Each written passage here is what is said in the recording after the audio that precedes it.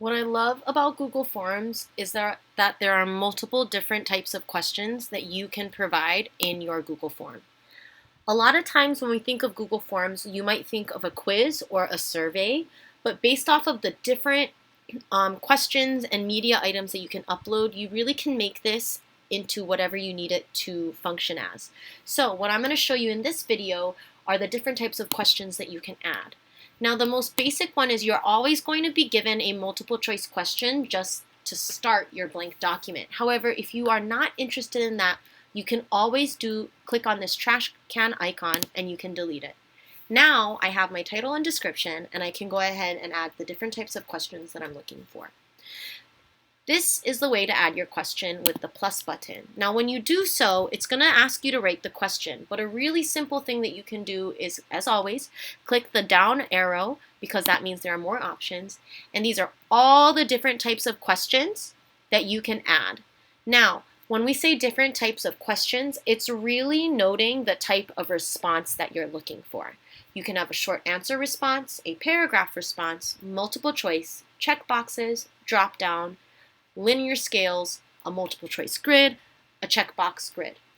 I am going to show you what every single type looks like. So this is the way that a short answer is going to look like.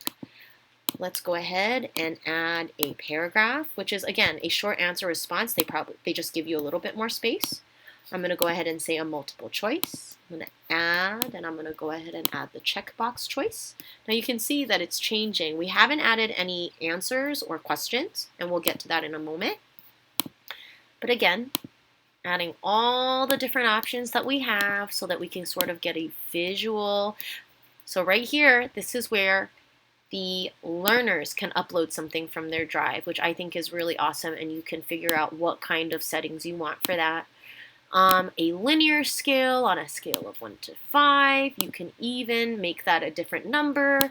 You can have a multiple choice grid so that there are different rows and columns so you can create categories. And finally, there's a checkbox grid where you can also add different choices through checks.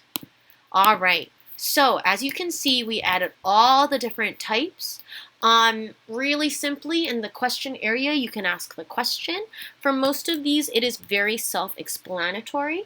But one thing that you do want to make sure that you note is this required button and the more option buttons and the duplicate ones, because with every question, you do have different ways to customize this. So if you decide to ask the question,